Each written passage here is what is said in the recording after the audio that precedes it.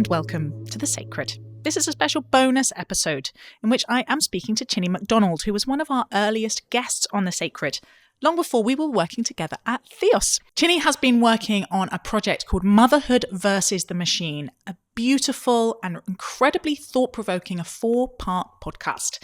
And I'm really delighted that she's here to talk to me about it. Chine, why? Why did this come about?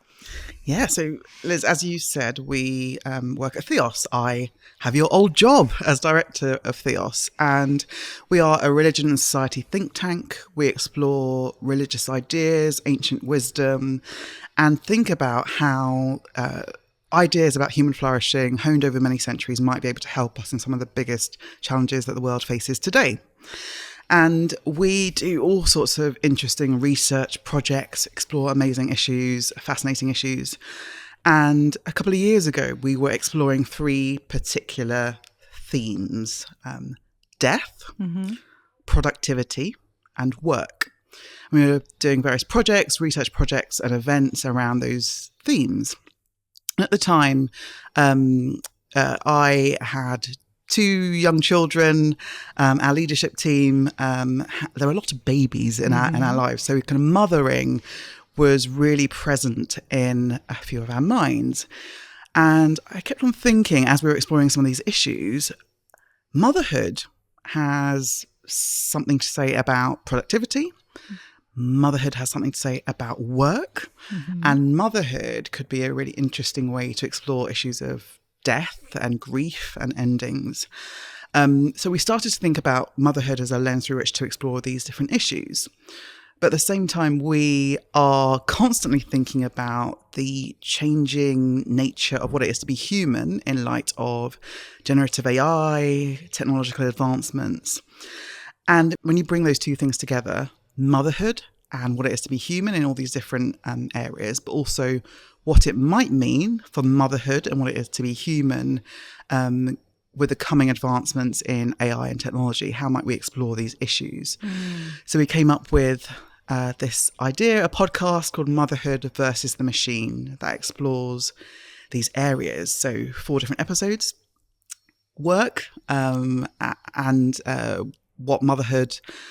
what the machine can kind of change about the future of motherhood, how machines help in that kind of work versus motherhood, pregnancy and birthing.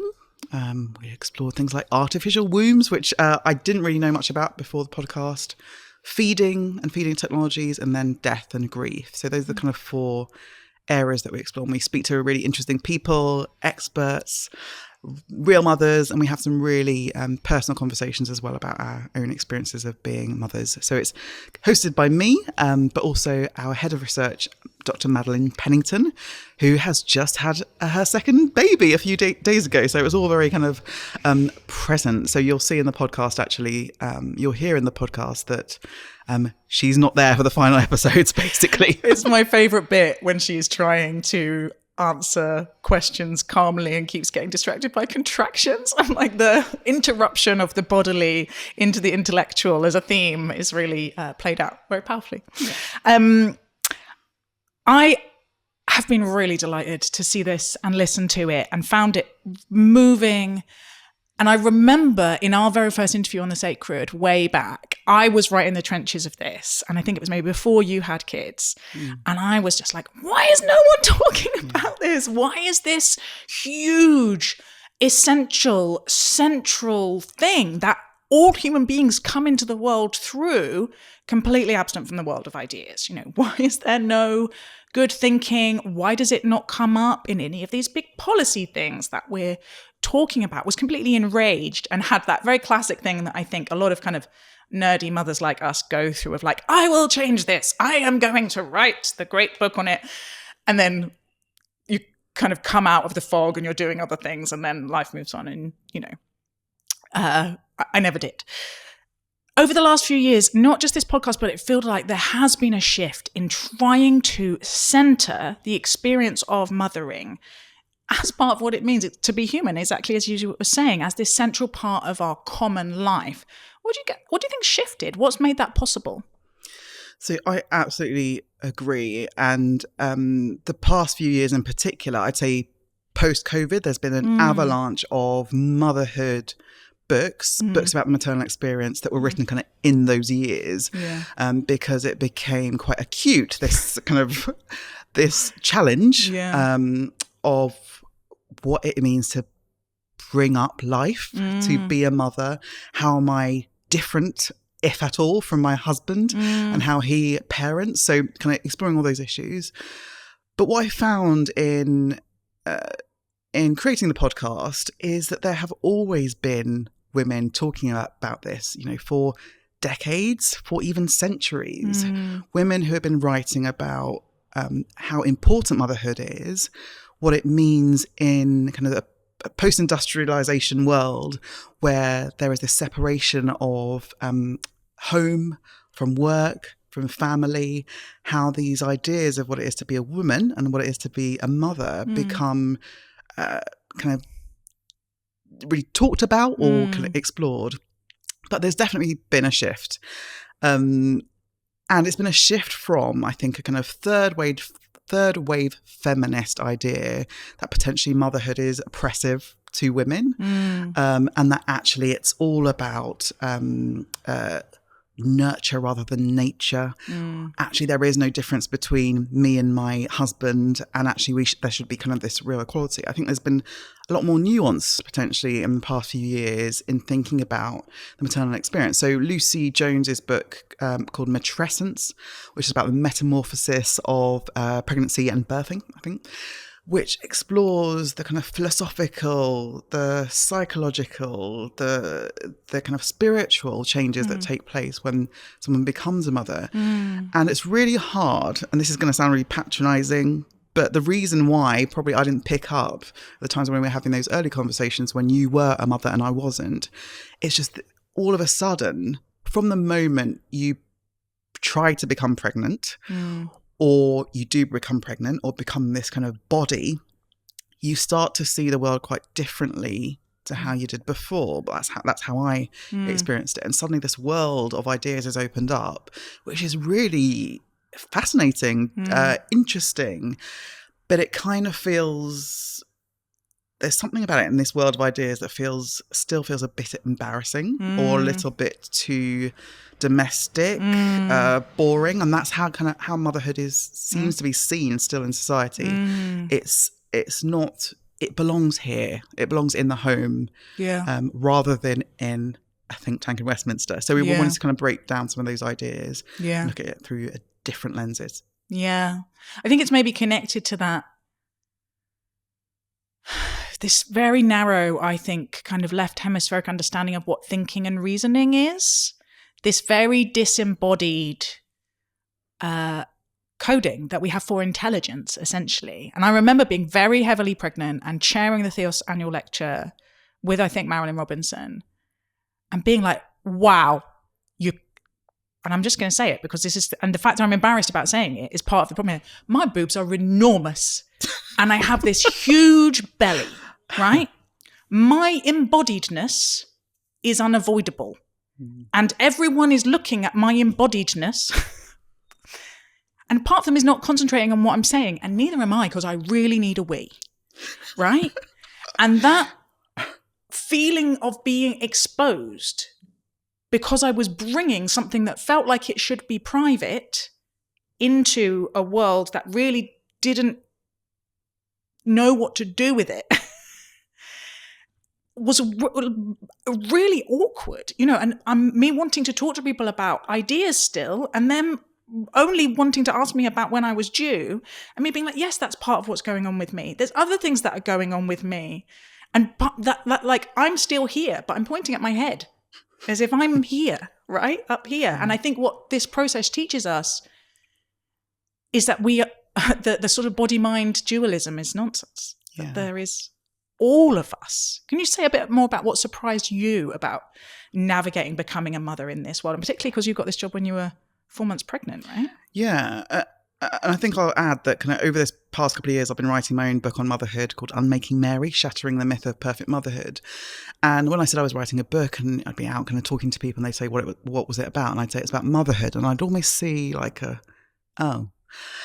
I mean, no, but not just about motherhood. It's not what you think. It's also quite clever. It's attempting to be clever. So there's this almost like kind of switching off on the motherhood as a theme. But yes, when I started this job as director of Theos, I had my first interview. I applied. I wasn't pregnant. My first interview, I was a few weeks pregnant. I had a few interviews. There was a third interview where I had to do a presentation in front of half of the team, had a kind of grilling by the panel. And I was actually sat in this chair, I think, where I had a kind of informal interview with what would be my leadership team. And I was feeling horrifically sick. I was sick throughout both of my pregnancies. And I was sitting here in this chair, and I'd bought some gingerbread biscuit on my way in just in case. And I was, talking to my team, and I kind of reached into my bag and just started eating a biscuit, because I thought, is it better for me to just do that and they raise some suspicions, or be sick on them? So like this, and I was trying to be clever. I was trying to get a job as director of a think tank. So, but very, very aware that I couldn't escape my body, and that my body was not in my control. Like I couldn't just not feel sick. I couldn't just think my way out of my body. So there is this kind of real tension. All these assumptions about what intelligence looks like. Intelligence looks like control. Intelligence looks like a male body. It's kind of ordered. And one of the people that we interview in the podcast, Laura Fabrici, talks about how she was reading about a Thomist's idea of intelligence. And he wrote about kind of basically sitting in a quiet study, books, discipline, and all of that goes out of the window when you have children. This sense of quiet is like this precious thing that every time I feel it now, I'm just, oh, that feels like nothing. I like it. But carving out time away from the hustle and bustle of life is really difficult when you're a parent or a mother. So you have to find different ways of doing that work, of doing that kind of thinky work. It doesn't mean that it's not possible. It means that it's different. I love there's a story about Toni Morrison, who was writing one of her novels while having small children, bringing up children on her own, and how one of her children was really sick, and how she'd get up at 4 a.m. to write. And she was writing, and then her son was sick on the piece of paper that she was writing on, but she had to just get the sentence down, so she carried on kind of writing around the sick on this piece of paper. And I love that story because she continued. She did look after her child eventually, but she just needed a moment to get down this kind of creative idea onto paper. So lots of stories about how women throughout history have kind of done both the thinking alongside the mothering. You mentioned there about being a mother or a parent, because it is not that becoming a father is not a great moment of change, right? And it doesn't not affect your work life, your sense of self, all of that. What made you want to focus this podcast particularly on mothering rather than parenting more generally? I think what we wanted to explore was the particularity of mothering and motherhood, and what it is to be a woman, while also recognising that there is existential change that happens for fathers as well. I think it's difficult to say it, but it is different. It's a different thing when you are growing a human in your own body. And we have not moved away from a society in which actually most of the parenting is done by mothers. Lots has changed, particularly in the past 50 years. Fathers are much more involved in their children's lives. It is much more of an inconvenience on their kind of careers and lives than it was, for my father's generation and my grandparents. But there is something still very particular to explore, I think, around motherhood. So one of the episodes we explored feeding and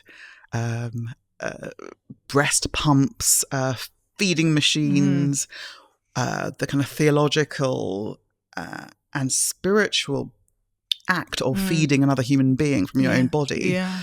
And all the kind of thoughts and the pressures and the challenges and the horror of that. But there's something very particular. And I think that we shouldn't shy away from exploring the particularity. It's not to say that we might not look at fatherhood at some other point, but for this little moment, we're going to talk about mothers. Yes. And tell me more about the machine bit, because you're very clear in the podcast that this is a podcast not just for mothers, because it is both particularly about mothering and the kind of philosophical and spiritual themes in it, but also mothering as a case study, you call it, to think about what does it mean to be a human and what does it mean to be a machine? A machine could have done that interview feeling and not feel sick, right? that there are these distinctions. What is it about mothering that you think can be helpful for anyone wanting to think through that really current and central question for us as a society? Yeah, I think particularly when we're thinking about work and work and motherhood is a way to explore what is the good life? What is it to be human? Is it just about paid work? Is it about paid work in which you go into an office and you work these hours? Or how can we take into account the whole human person rather than this kind of individualized atom that is part of a machine that is a company or an organization or works for the state or kind of makes money? So what does it mean to be an individual that is not just separate, but is part of a community outside that? So for a mother or a father, that immediate community might be their own family in their home, to whom they have caregiving responsibilities, to whom they might get a call from nursery to come and pick them up at any moment. But therefore, what does it mean to be someone who is looking after their aging parents and also can't necessarily be available all the time to do the paid work? And then kind of separate to that, what does it mean to care for another human being? In the future, there might be discussion of robot care workers, for example. What is, I think. There is, yeah. What might happen? What do we lose when we kind of outsource kind of human touch or human relationship or conversation to machines that can do the thing just as well? But what do we lose? So we're trying to say, we think that there are some Christian theological ideas that say actually there is something very particular about being a person that isn't just a body, but also isn't just disembodied. And how about we pay attention to those other things that are going on? Yes, I think that kind of theological anthropology around interdependence, I'm realizing more and more how central it is to my understanding of what a human is and how particular it is to my tradition and maybe other religious traditions, and the way that's often missing in these conversations about how do we live together well, what is a good life. Then any other particular kind of theological ideas that you felt like were very central to the project? Yeah, feeding. So we interviewed Claire Gilbert, who wrote a novel about Julian of Norwich, the Christian mystic, who had some very weird ideas. Well, we feel like they're weird now, but there were quite a few other mystics talking about this at the time, about Mother Jesus, about Mother God, about God feeding us from the breast. What does that mean? About being nourished by the divine, and how that is not just a bodily thing. It's something that is kind of runs intrinsic to this idea of who God is in the kind of Christian tradition. I think also what I was fascinated to discover was there have been mothers throughout history who have shaped the course of our theological tradition. as a Christian, I often think of the early church fathers, these men who have kind of shaped our religious ideas. But during the English Revolution, there was a real strong tradition within women in particular who had experienced baby loss, whose children had died, who kind of said, I don't believe God would send my children to hell because they didn't live long enough to be baptized. So within that, you have this kind of universalist tradition, which is this idea that all will be saved in the kind of Christian understanding. But actually how that came from and was very much amplified by these women who were like, I don't believe this about God because my understanding, my experience of who God is shaped by my human experience of loss and grief. Lots of people are still debating these ideas today, but it's really interesting to see how that kind of was shaped by motherhood and the maternal experience as well. Beautiful. Yeah. I'm always interested, of course, in how do we have conversations with people whose life experience is different from us or who might disagree with us. And I know that final beautiful episode on death and grief and loss touches on some of these things, but it does feel like motherhood and parenting is one of the neuralgic issues in public, right? That even I was going to see a friend who doesn't have children last night, and I had a really tough time with mine on the way. And I was thinking to myself, I probably need to check with her whether she's someone who wants to hear about how hard mothering is because it makes like her the fact that she hasn't got children, it's actually quite nice to hear that it's really hard. Or maybe she doesn't want to hear about it at all. Or maybe it's not an emotive issue for her. But whether we have them or not, whether that's by choice or not, for many women is very live. And for many men, it's very live as well. And what have you learnt through this process and through writing the book and thinking deeply about this, about how we can connect across those differences of experience and opinion in ways that help us grow rather than divide us?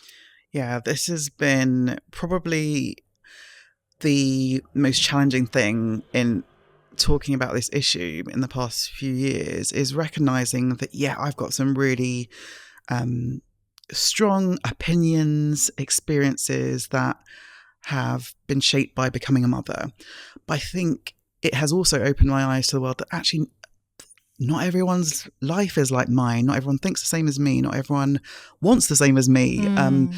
All of these kind of assumptions that are shaped on our lived experience. We need to be open to other people's and be really aware of the pain, but also the joy of other people's lives. And I think this was brought home to me in the episode in which we talked about miscarriage and death and baby loss.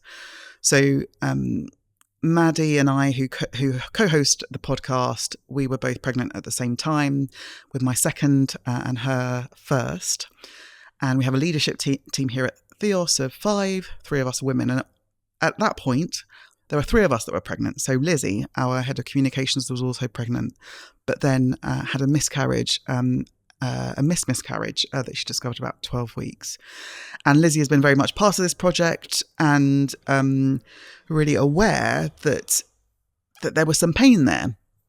Lizzie has a daughter now, but we have a very difficult conversation in the final episode where we talk about what it was like for her being in a team where she desperately wanted a child, and she was kind of presented daily with these kind of growing bumps and practical discussions of maternity leave and how painful that was. So we kind of confront that.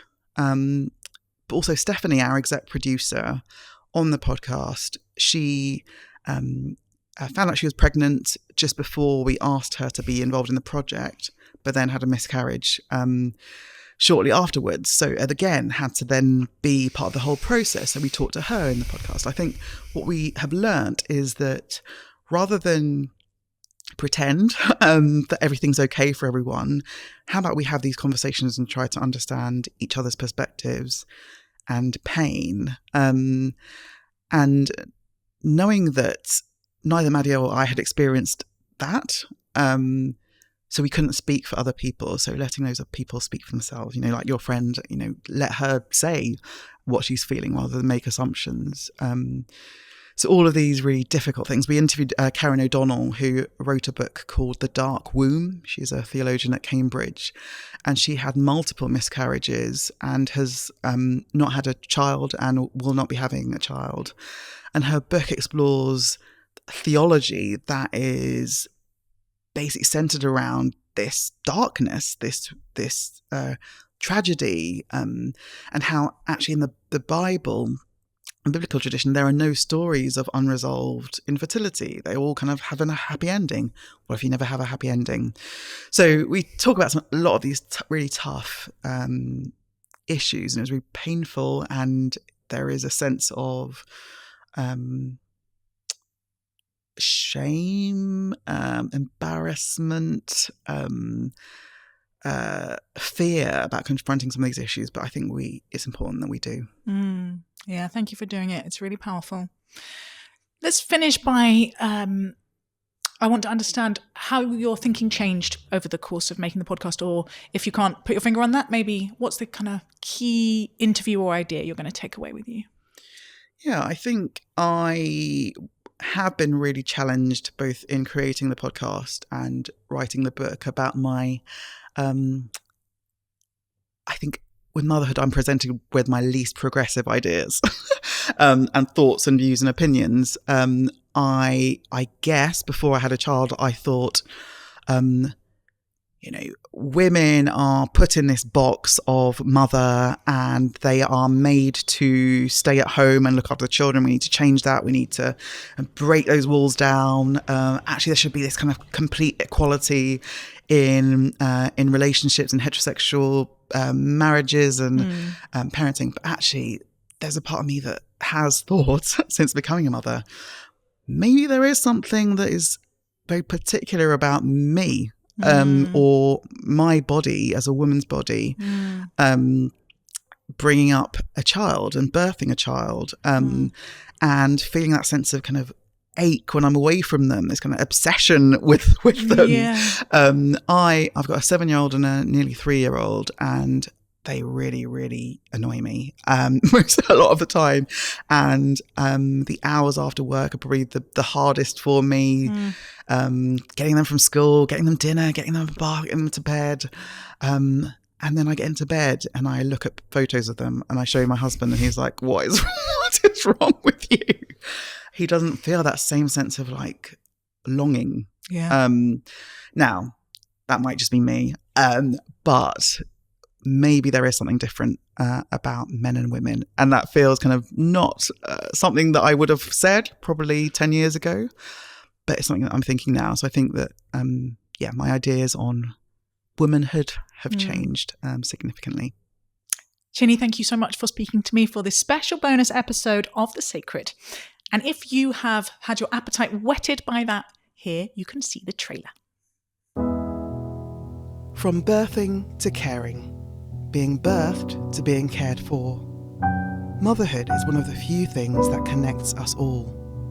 But as technologies advance, could mothers ever be replaced? The idea of taking a baby and supporting them outside the mother's womb in this artificial, fluid-filled environment looks technically feasible. It's happened before, for both good and ill. Once you can wash your laundry in a washing machine, you're then under pressure to wash it every day. So it doesn't necessarily have the transformative impact that you think it might. But as technological advancement accelerates and the future of artificial wombs and biobags doesn't seem as far-fetched as it once did, what of the humanity of motherhood might be lost if it's outsourced to machines? Pregnancy doesn't just create a baby, pregnancy creates a mother. What might we miss when the maternal doorway is closed to profound spiritual ideas, such as sacrifice, love, care, value, dignity, and hope?